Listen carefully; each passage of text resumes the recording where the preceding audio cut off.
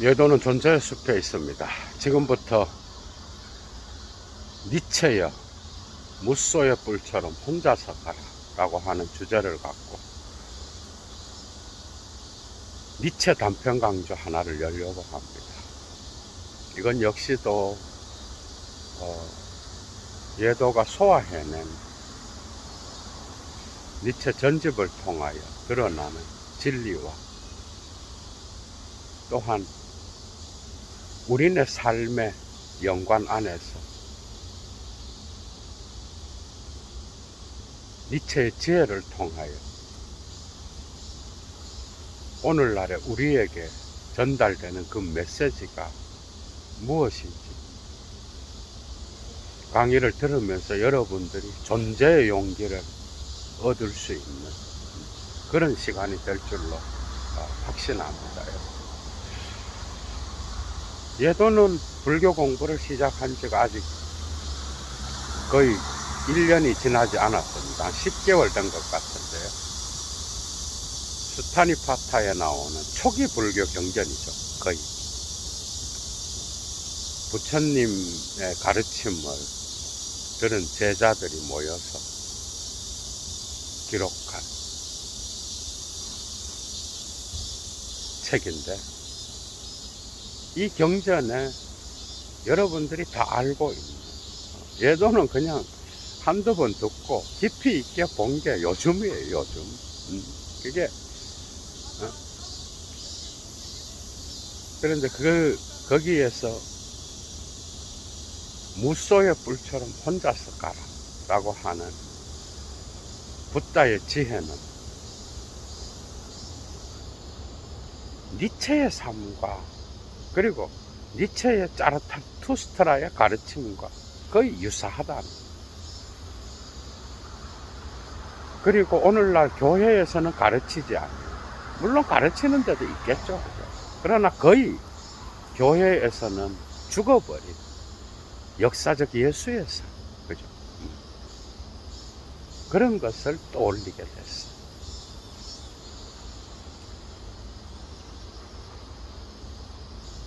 무소의 뿔처럼 혼자서 간다는 것은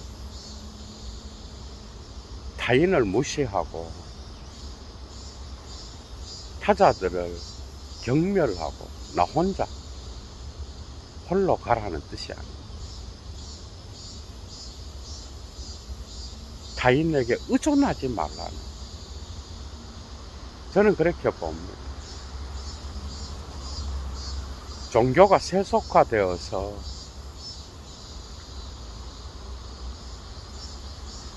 진리를 처음 가르쳐준 붓다나 예수의 직접적인 가르침을 변형시켜서 대중들에게 마약과 같이 안정을 주는 거죠. 그런 종교가 타락한 거죠.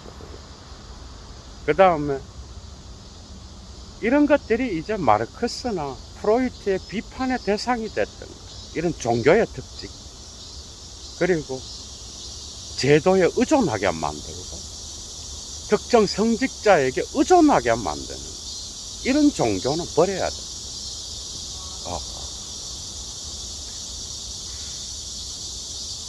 그래서 자기의 삶을 계속 의존적으로 만들어서 마약을 맞는 자들이 중독되어서, 그죠? 쾌락의 상태를 끊임없이 유지하려고 발버둥치고 결국 나중에는 현실을 살지 못하고 마약에 빠진 환각의 세계를, 그죠? 진짜로 알고 거기에 의존하게 만드는 거야. 그죠? 이런 삶은 왜 이런 종교를 버려야 되는가 하면, 이런 삶은 자기 삶의 주인으로서 살아가지 못하게 하는, 자기를 성찰하지 못하게 하는, 끊임없이 자기에게 집착하게 만들고, 그 집착을 정당화시키는 종교. 그래서 현실을 보지 못하게.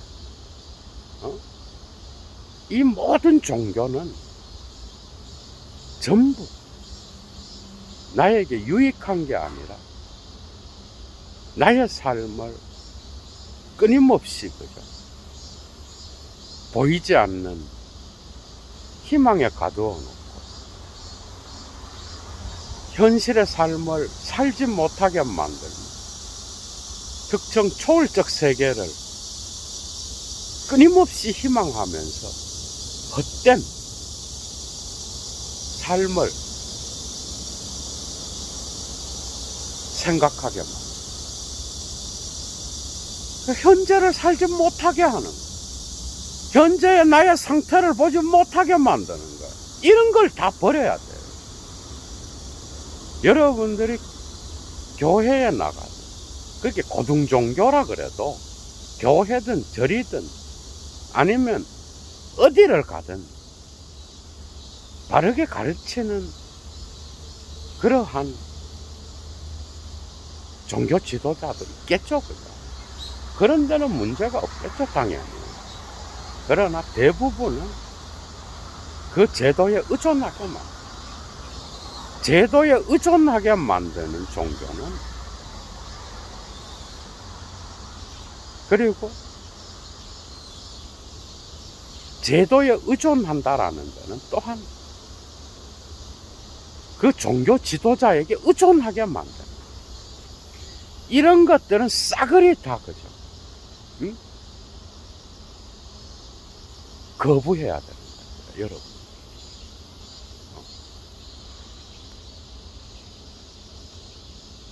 붓다의 지혜의 말씀, 그리고 예수의 가르침, 그런 것은 제도나 특정 종교 지도자에게 의존하라고 말한 적이 없어요. 이 현실 세계를 도피하라고 말한 적이 없어. 그건 다 제도가 만들어 놓은 거예요. 그러니까 니체, 프로이트, 마르크스와 같은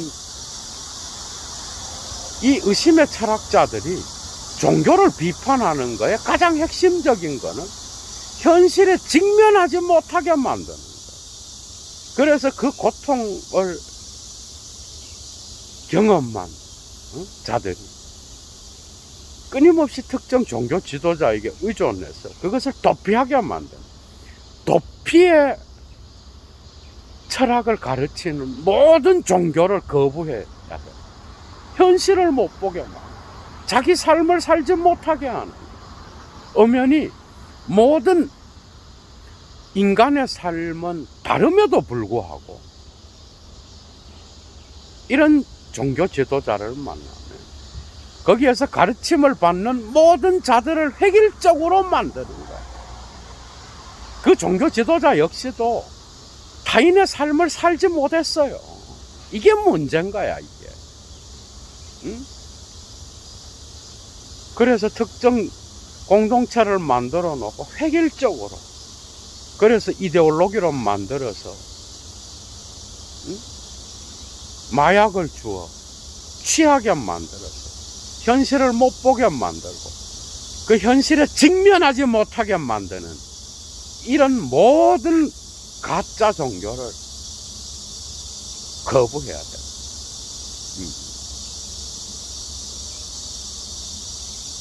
종교는 제도화되었을 때, 그죠? 까딱 잘못하면 제도를 지키기 위한 도구가 될 가능성이 상당해요. 붓다나 예수는 그런 삶을 가르치지 않았어요. 예도가 불교를 조금씩 접하다 보니까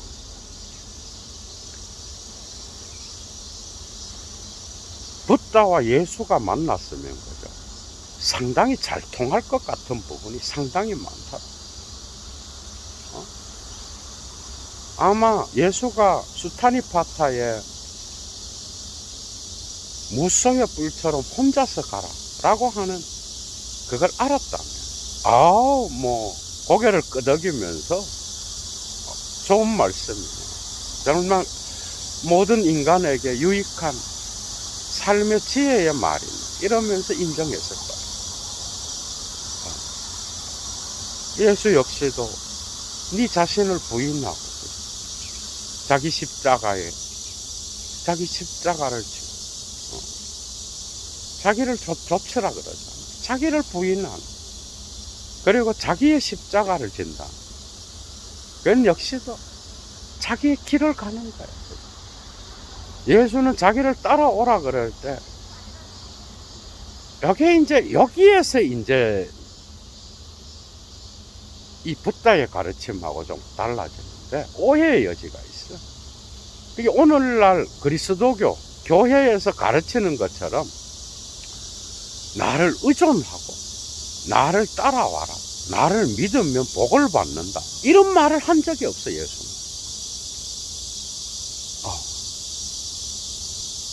그러니까 교회에 다니면요, 니체는 선악의 저편에서도 말하지만 곳곳에서 말합니다. 교회에 가지 마라. 어? 거기는 나쁜 공기가 숨쉬고 있다. 악취가 난다. 막 별 얘기를 다 해. 곳곳에서 나옵니다. 그러니까 일평생 교회를 다녀도 자기 스스로 자기 자신에 대한 주인으로 살고 홀로 있음을 자유롭게 생각하는 자들이 드물어요. 공동체에 의존하게 만들고, 그 다음 자기 삶을 직시하고, 그죠? 거기로부터 자기의 삶의 길을 가는 이런 구도자의 어떤 것들이 상당히 없어져 버렸다고, 오늘날 교회의 모습. 그죠? 그러니까 일평생 교회를 다녀도 정신적인 나이는 어린아이입니다. 구도자의 길을 거부한, 그래서 공동체에 의존하는, 획일화될 수 없는 자기의 삶을 거기에 기속시켜서 자기 길을 가지 못하는, 이런, 물론 이렇게 딱 떨어지는 건 아니야. 그러나 그런 성향이 있는 거야. 이런 모든 종교를 거부해야 돼. 그게 신의 이름으로 행해지든 예수의 이름으로 행해지든. 니체가 불교에서 가장 싫어했던 것은, 이건 오해의 또 소지가 있어요. 니체는 붓다의 가르침과는 크게 다르지 않아요. 그런데 이게 어떤 그 브라만교의 전통으로부터 시작됐죠. 업을 통하여서, 그 다음에 윤회를 하고, 이거 이제 니체랑 다른 거예요. 그 다음에 또 윤회의 고리를 끊고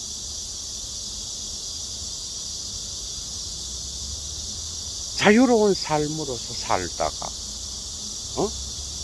다음 생을 이야기하고, 이런 게 이제 안 맞는 거예요. 그러니까 초월적인 어떤 세계, 이 생으로부터 벗어난, 그죠?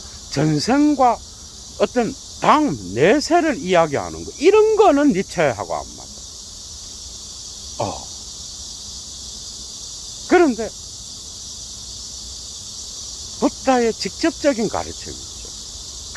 무소의 뿔처럼은 거의 니체의 어떤 니체가 추구했던 철학하고도 거의 비슷해요. 자라투스트라의 가르침 역시도요, 불교와 거의 맞아떨어집니다.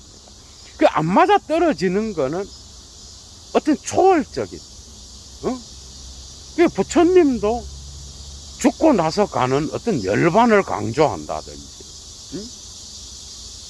그런 게 아니잖아.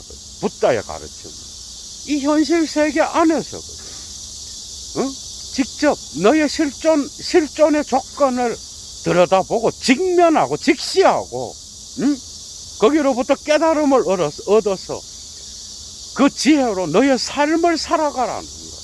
붓다의 삶이 아니라 네 삶을 살라는 거야. 이건 니체와 거의 일치야. 그러니까 불교는 자유를 강조하잖아. 물론 예수도 자유를 강조하고, 자유. 어디에도 얽매이지 않는. 기속되어 있으면서도, 불교는 불의사상이야, 다. 기속되어 있으면서도 거기에 의존하지 말라는 거야. 그러니까 예를 들면 이런 거예요. 두 사람의 친구가 있어. 친구가 있으면 아주 친해지면 어떤 공속성이 생기잖아. 그런데 두 사람은 같은 사람일 수 없는 거야. 실존이 다르고 자기의 거기에가 달라요. 그래서 그 공속성을 통하여 우정을 싹 틔우는 거는 좋은 거야. 그래서 공동의 어떤 목표를 세워서 삶을, 대화를 통하여 삶의 진리를 나누고, 그죠? 거기로부터 어떤 진선미의 삶의 진리를 같이 추구해 나가는 거는 괜찮은 거야. 예를 들면. 그런데 너와 나는 친구니까 너와 나는 같은 어떤 그러한 유사성을 갖고 있어. 그것까지도 인정해. 그러나 각각이 서로 다른 거예요. 각각이 아무리 친구라도 자기의 길을 가는 거예요. 결혼했다고 여러분들, 결혼한 사람들이 아내와 남편의 어떤 개인의 같이 살다 보면 유사해지는 것도 있지만은, 공속성도 있지만은, 그러나 그 사람 개인의 삶을, 삶의 영역을 존중해야 되는 거예요. 같지 않아요. 다 각각 자기의 삶을 사는 거예요. 친구든 부부든, 그 다음에 스승과 제자든, 진정한 스승은 그 제자가 자기의 가르침을 통하여 또 다른 진리를 만들어내면서 자기의 삶의 길, 자기의 진리의 길을 가는 것을 원하는 게 진정한 스승인 거예요. 그죠? 스승과 제자 역시도 다른 거예요. 길이 다른 거예요. 누구든 자기의 삶이 있는 거예요.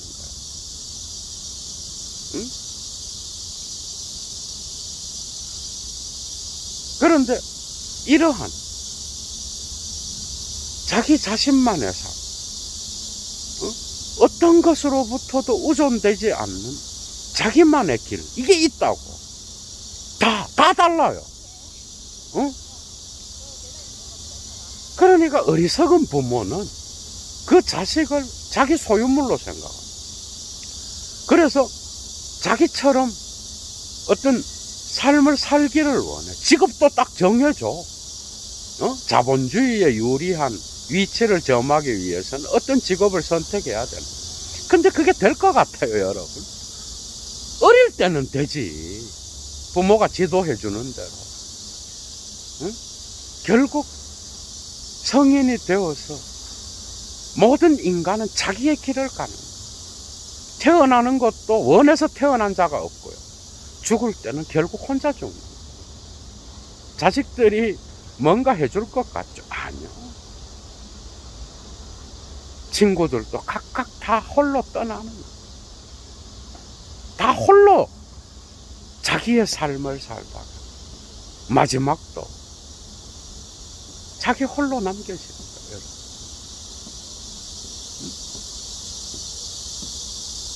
이게 우리네 삶입니다. 그러니까 어떤 삶도 타인이 나를 이해해줄, 그게 나의 삶을 이해해줄 사람은 아무도 없어요.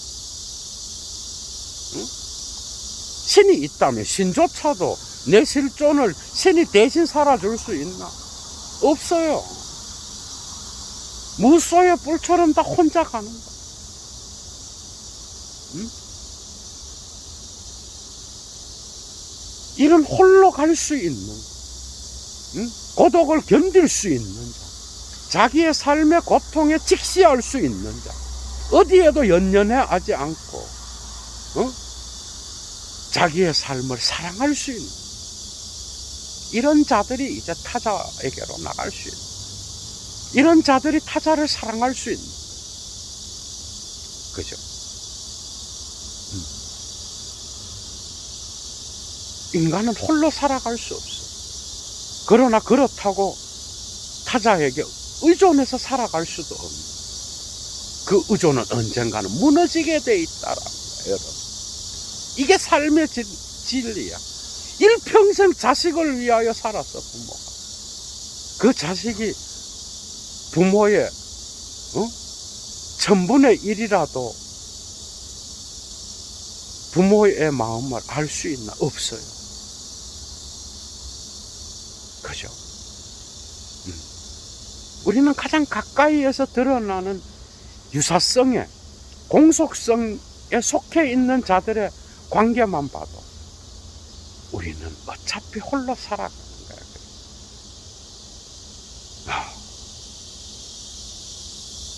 그러나 이 세계는 그렇게 만만하지 않아요. 좋은 것만 보고, 좋은 음식만 먹고, 좋은 삶을 살기를 부모는 원하지만, 그래서 좋은 교육을 받게 해. 나쁜 거는 아예 거리두기 해. 그래서 악한 것은 다 거부하고, 선한 것만을 보게 만들고, 좋은 소리만 듣고, 좋은 교육만 시켜. 사실 선과 악은 이렇게 분리되지도 않지만, 그런데 그 새끼가 잘 될 것 같죠. 인생은 그렇게, 삶은 그렇게, 이런 가르침 역시도 그 인간을, 그 자식을, 그죠? 어린아이로만. 선과 악의 경계는 없어요. 죽음은 언제나 이 생 안에 들어와 있어요. 하이데거가 말하는 것들. 이런 것들도 다 불교의 진리와 연결돼. 삶과 죽음의 차이는 크게 크지 않아요. 모든 존재는 무와 연결되어 있어요. 모든 것은 변하는 것이요. 변하지 않고 지속되는 건 없어요. 매 순간 우리는 이 순간을 살아갈 뿐이에요.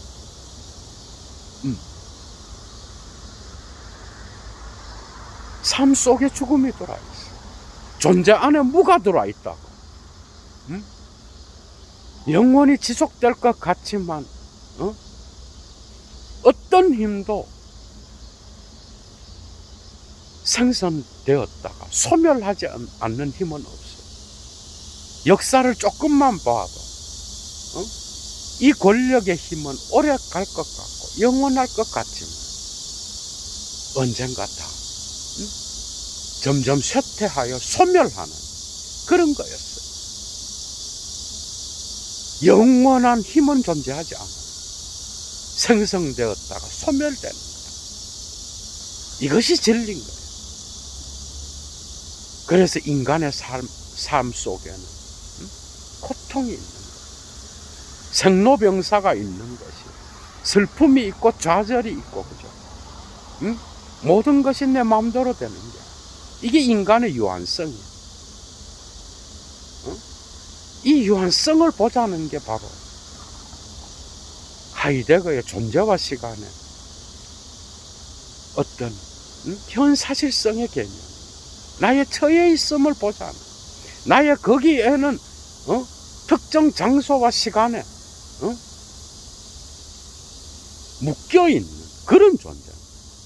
그러나 나의 거기에는 끊임없이 변화하는 거야. 그죠? 영원히 고통스러운 것도 없고,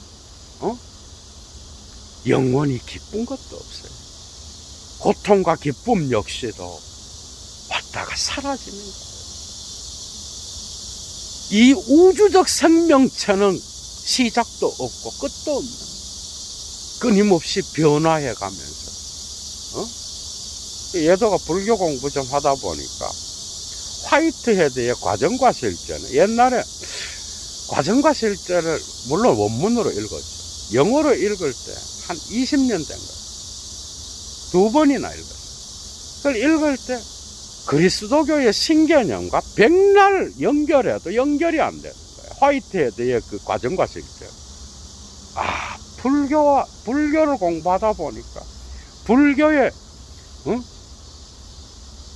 연기론에 딱 맞아 떨어지는 거예요. 인과적 생기론에 딱 맞아 떨어지는 거예요. 신이 있다면 인간과 함께 협력하는 거야. 인간을 지배하지 않아요. 신이 있다면 인간을 지배해서 인간의 자유를 빼앗지 않아요. 신이 존재한다면 무소의 뿔처럼 혼자 가는 자를 신 역시도 인정한다.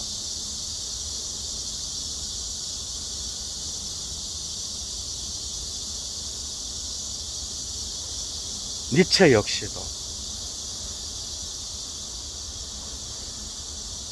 젊은 나이에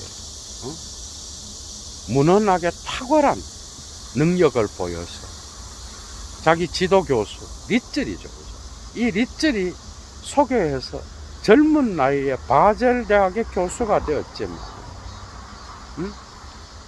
군에 입대하여 기병으로 있다가 말에서 떨어져서 그때부터 뭔가 몸이 좋지 않게 됐어요. 그의 질병은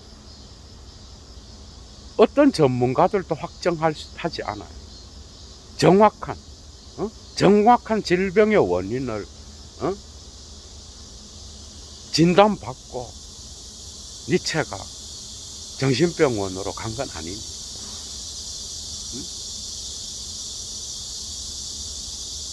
이상한 말들이 많죠, 그죠? 그러나 어찌되었건 그는 그때부터 몸이 안 좋아졌어요. 그래서 질병과 싸우게 됐어요. 사랑에도 실패하여 무시무시한 외로움과 싸웠어요. 그는 바젤 대학교 교수로서의 삶을 영위할 수 없게 됐어요. 그래서 그것을 그만두고 이제는 모든 제도와 사회가 줄 수 있는 안정권으로부터 떨어져 나오게 됐어요. 그는 이 세상에 이제 홀로 남게 됐어요.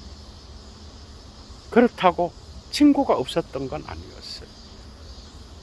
제도가 줄 수 있는 그러한 공적 안정성으로부터 그는 떨어져 나왔어요. 그가 교수가 되었다면 아마 후기의 위대한 작품들은 다 쓰지 못했을 거예요. 자라투스트라, 도덕의 계보, 선악의 저편,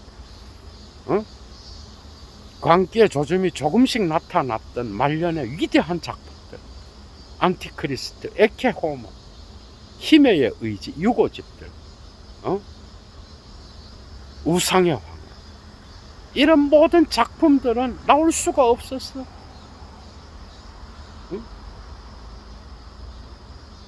니체의 자라투스트라의 니체가 선언한 진리를 한마디로 이야기하자면 자유정신이 갖고 있는 자기 극복의 삶이에요.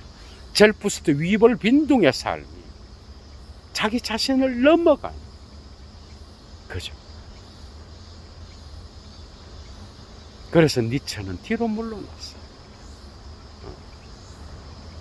무시무시한 고독 앞에 서서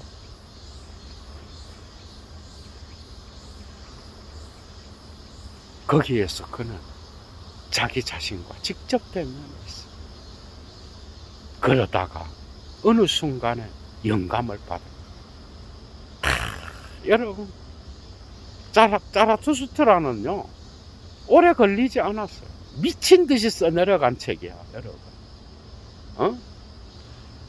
그러니까 그냥 이성으로 생각해갖고 뭐 이렇게 써내려간 게 아니라고. 너무 인간적인 수준이 아니에요. 그의 후기 작품은 그가 고독과 싸우면서 자기 극복을 통하여 나온 그런 작품들. 인간은 살아가면서 어찌할 수 없는 거죠. 그러한 운명적인 게 있어. 그게 인간이야. 여러분들이 모든 사태를 다 해결할 수 있는 능력이 있다 그러면, 신과 같은 존재라 그러면 왜 고독하고 왜 절망하고 왜 좌절하고 왜 삶에서 고통을 느끼겠어? 인간은 죽는다는 사실 하나만으로도 이미 고통과 더불어 사는 거야. 그렇잖아. 그래서 니체는 즐거운 노래를 부르기 시작한 거예요. 즐거운 학문은 그죠? 어떻게 보면은 상당히 중기에 쓰여진 작품이지만은 이미 거기에 신죽음이 들어있고 자기의 삶이 뭔가 불안정할 때 그죠? 고통 가운데에서 쓰여진 작품이에요. 그러나 그 고통을 피하지 않는, 고독을 피하지 않는 거예요. 도피해서 뭔가 안정된 곳에 어떤 마약과 같은 그런 것들을 추구하지 않았어. 니체는 직면했어요. 그래서 오늘날 사람들은 니체를 좋아하는 거예요. 자기 삶을 긍정했다고. 이 현실의 삶을 긍정했다는 거예요. 이게 위대한 거예요. 자기 극복의 삶을 살아내는 거예요. 자기 운명조차도 받아들이고 긍정했다. 그래서 니체는 즐거운 학문의 책 제목을 그죠? 이야기하면서도, 프렐리히어 위센샤프트를 이야기하면서도 그 서문에는 고통을 이야기해요. 이해가 되죠? 고통을 이야기하고 있다고 거기서. 그러니까 그 고통은 우리 인간 실존에 우리가 피할 수 있는, 그래서 종교적 마약을 통하여 그것을 해소할 수 있는 게 아니야. 우리가 마음의 주인이 되고 우리의 삶의 실존의 주인이 되기 위해서는 그죠? 거기에 직면해야 되는 거예요. 이런 직면을 거부하게 만드는 모든 종교를 거부해야 돼.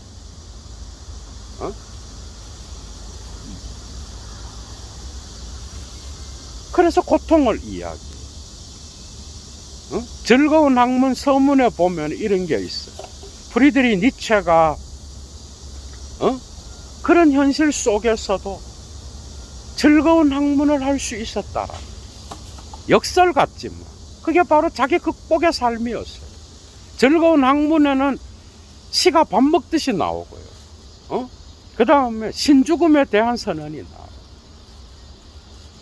유럽이 수천 년 동안 최고 가치로 여겼던 신에 대한 죽음을 선언한 작품이 바로 즐거운 학문이에요.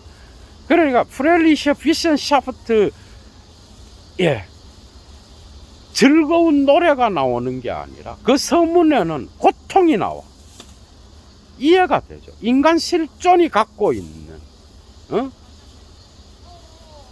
인간이라면 누구나 경험할 수밖에 없는 그 고통. 거기에서 니체는 서문 3절에 나온 이야기. 그러니까 거기에서 뭐가 나오는가 하면 이런 게 나와요. 장작불과 같이 탄. 근데 그 장작불도 그린이야. 그냥 홀즈가 아니라. 그러니까 푸른 장작. 이건 다른 말로 생나무가 타는 듯한 그런 고통. 그러나 그것도 지속되는 고통을 이야기해요. 우리는 인생에서 이런 고통을 만나죠. 그죠? 누구든지. 그럴 때에 니체는 거기서 두 가지 태도를 보인다. 지속적이고 나의 삶의 어떤 신뢰를 무너뜨리고 삶에 대한 신뢰가 삶에 대한 문제가 되는, 그죠? 삶이 프로블렘이 돼버린,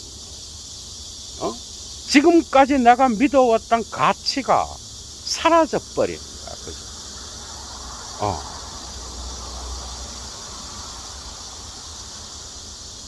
인간은 전부 다가 그러한 고통을 경험합니다.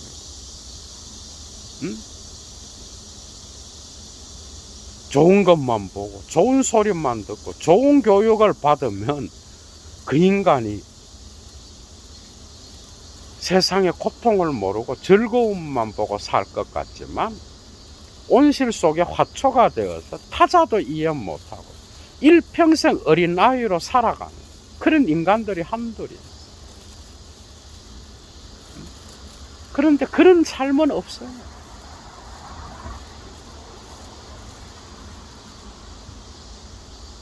그래서 이런 고통을 만날 때 두 가지 반응을 한다 그래요, 니체는.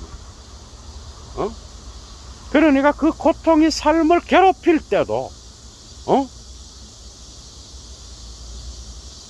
인디언들과 같이 혀에 도끼를 품고 그 고통에 대면하는 그런 스타일의 사람들이 있는가 하면, 또 다른 사람은 동양의 열반으로 닐바나로 물러나서, 그죠? 거기에서 자기를 포기하고, 자기를 또한 망각하면서 벙어리가 되어서 침묵하는 그런 방식으로 이 고통을 극복하는 자들이 있다. 니체는 확실히 불교를 조금 오해했어요. 이것도 부정적으로서는 어찌되었건 삶의 고통이 오면 거기에 대하여 더욱더 강력한 방식으로 도끼를 품고 대처하는 자가 있고, 불교의 열반의 경지로 물러나는 자들이 있다는 거예요.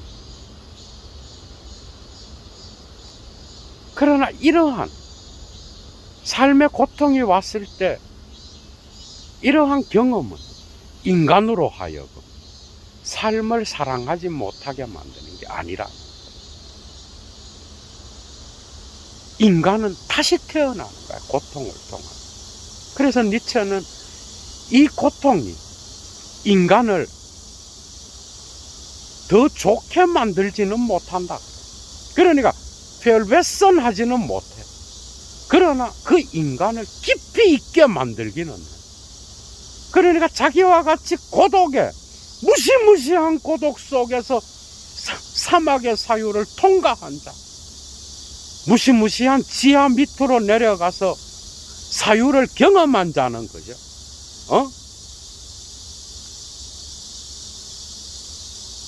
삶의 깊이에까지, 궁극적 깊이에까지 내려갈 수 있는 그러한 진리를 길어 올릴 수 있다는 거예요. 거기서 철학자를 이야기해. 자기도 철학자니까, 그죠? 다른 건 몰라도 이것은 우리가 니체로부터 배울 필요가 있다. 그러니까 우리네 삶에 말할 수 없는 고통, 지속적으로 생장작나무가 타는 듯한 그런 고통이 찾아왔을 때 인디언들처럼 반응하든 불교의 닐바나로 물러나든 어떤 방식이건 간에 고통은 그 인간을 삶의 실존의 조건을 더 낫게 만들지는 못할지 모르지만, 그러나 그 인간을 vertiefen, 더 깊이 있게 만든다. 더 깊이 있게 삶에 대한 태도를, 보죠. 철학자라면 더 궁극적 깊이로까지 내려가서 사유하게 만들고, 실존적 고통은 그 인간을 삶을 포기하게 만들지는 않는다. 단지 삶을 다르게 사랑하는 법을 배우는 독특한 비유가 나타납니다. 그래서 니체는 계속해 나가기를 단지 고통이 찾아오면 삶에 대한 신뢰는 무너지고 삶은 문제가 돼버려.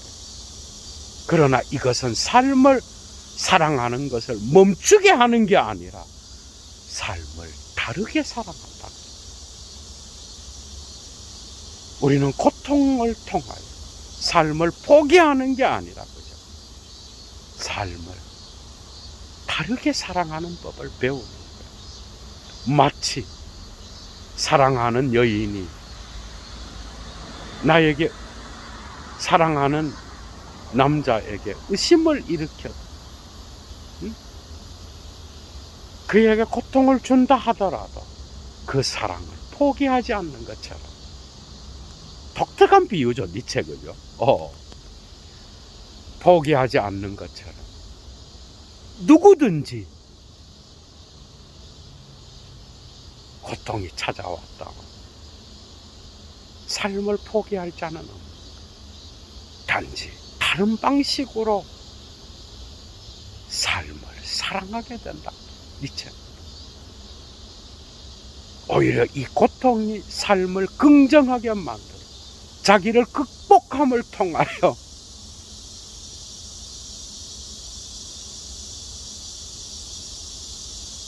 더욱더 깊이 있는 삶의 진리를 깨닫게 된다라는 거예요.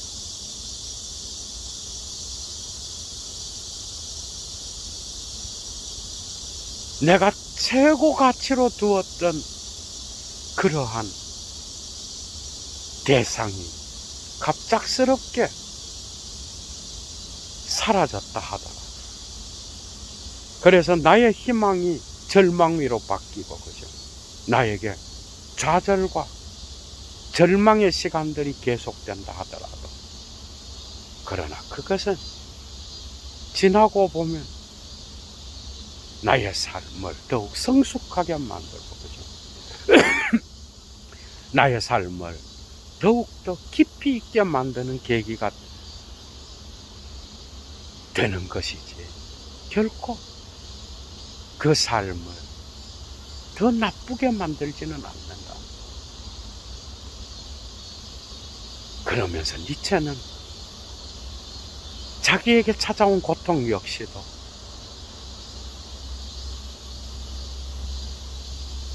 이 세계에 자기가 깨달은 진리를 끝까지 예언자처럼 선언하는 것을 포기하지 않았대요.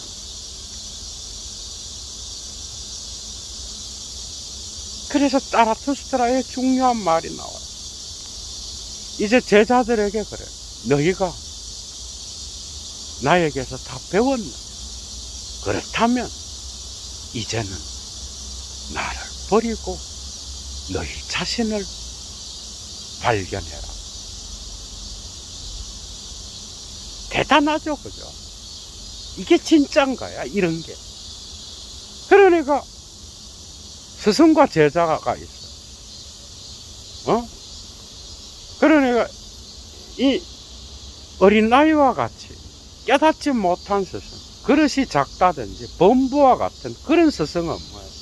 제자를 끝까지 잡아둘라. 다 가르치고 나면 떠나는 거예요, 가감하게.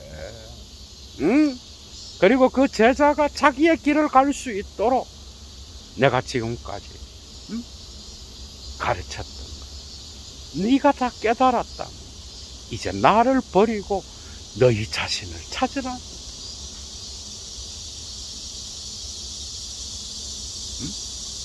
그리고 이제는 그 가르침을 통하여 너의 삶의 지혜를 다시 찾아내서 재해석을 통하여 너의 길을 가라는 거야. 이제 무소의 뿔처럼 홀로 너의 길을 가라는 거야. 나를 버리라는 거야.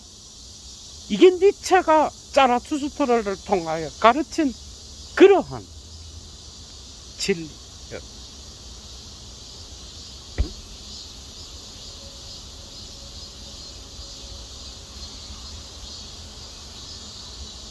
이 세계의 진리 역시도 그죠? 계속해서 변하는, 영원히 고정된 진리는 없어요. 특정 진리 역시도 계속 해석되는 거야, 그죠? 그 해석을 통하여 누구든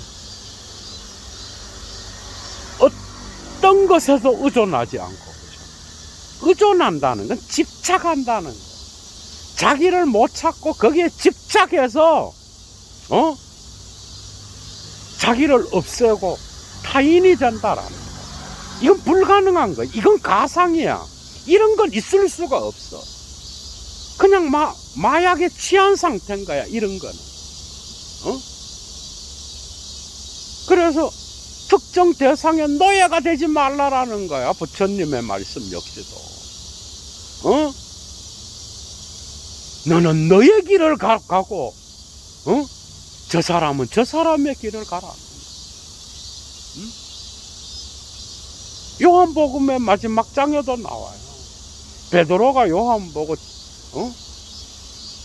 저 사람은 어떻게 되리까 물으니까 예수가 그러잖아. 너는 그가 어떤 길을 가든지 네 길을 가라는 거예요. 부활한 예수와의 대화에서 그러잖아. 네가 나를 사랑하느냐? 그렇다면 너는 너의 길을 가라는 거예요. 이런 것들이 종교의 진리가 가르쳐 주는 거예요. 결코 노예 의지를 가르치지 않습니다. 붓다나 예수는 노예 의지를 가르치지 않아요. 자유인이 되게 하고요. 자유정신을 추구하게 만들고 자기 길을 가게 만드는 거예요.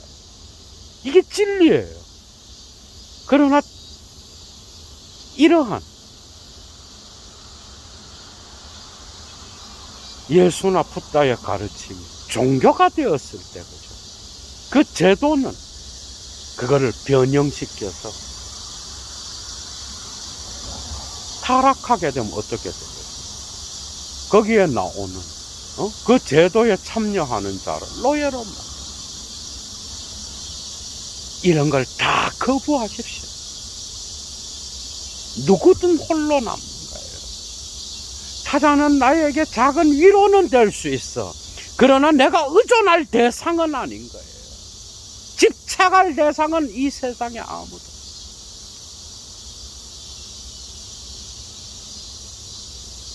예수나 붓다도 집착의 대상이 아닙니다. 그 진리의 말을 통하여, 그죠? 나는 나의 길을 가는 거예요. 이제 이해가 되죠, 뭔 말이에요? 이게 위대한 가르침인가요, 여러분? 모든 것은 변화하고 있는 거예요. 나의 실존 역시도 변하는 거예요. 고통 속에서 거기에 직면하여 나 자신의 삶을 통찰하는, 그걸 도피하지 아니하고 거기로부터 나 자신을 더욱 깊이 들여다볼 수 있는 이 자는 고통을 통하여 자기의 삶의 궁극적 심년을 보고 궁극적 깊이에까지 도달하여 진정한 자기 삶의 주인으로서 자기만의 삶을 살아갑니다. 누구든. 이것이 바로 진리인 거예요. 누구든 다 무소의 뿔처럼 흘러가는 거예요. 부모나 친구나 어떤 제도도 궁극적 의존의 대상이 될 수 없는, 이해가 되죠?